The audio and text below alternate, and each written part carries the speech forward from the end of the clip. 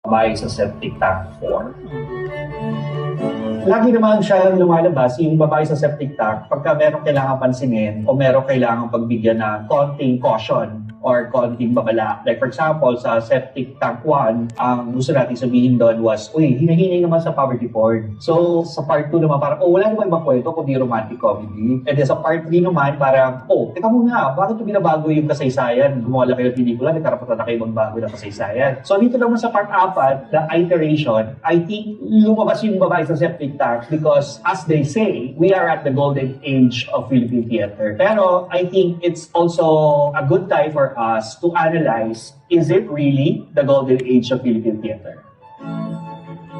So, for the 4th installment, Be Ready, 3D siya, live theater, totoong tao. So, si Eugene Domingo, makikita nyo in the flesh, maaamoy nyo, ganon. Septic Tank is really meant to satirize institutions or the industry. Ang play na ito ay tungkol sa estado ng teatrong Pilipino. You can say parang an overview, looking at the theater scene and where it's heading as an industry, as an art form, as a form of entertainment. So, saan ba papunta ang teatro Pilipino?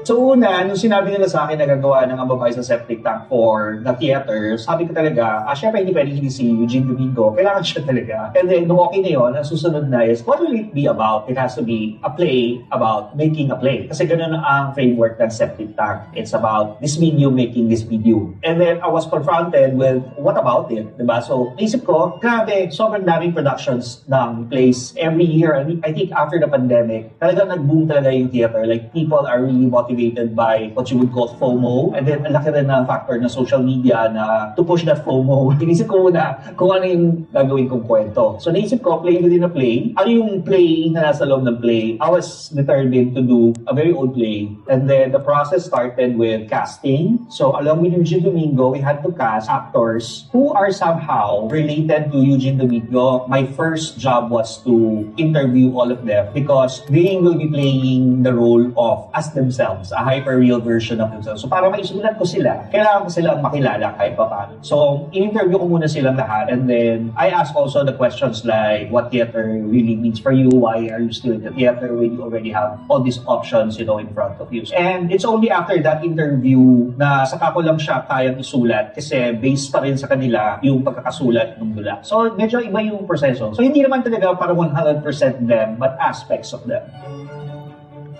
The core of septic tank is really asking questions. And para kang binigyan ng salamin sa harap mo if you are part of the industry, if you're part of theater or in the past sequels, 1, 2, and 3. Reflection siya. So parang you're looking at the world that you are moving in. So, para siyang critique ng kung ano yung estado ng industriya ang ginagalawan mo ngayon. It's also satire because, of course, we're making fun of the people who are leading the creation, the industry, the filmmakers, so 1, 2, and 3. Dito naman, we're making fun of the actress, the director, the playwright, production, the actors, So, kailangan funny siya. It's all in the spirit of fun, but at the same time, it's asking you the hard questions about theater, Philippine theater to be exact.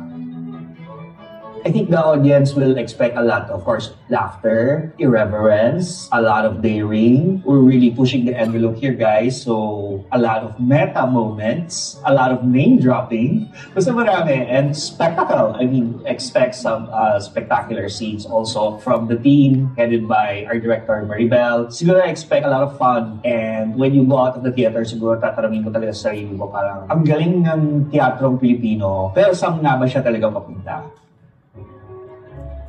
To introduce the performance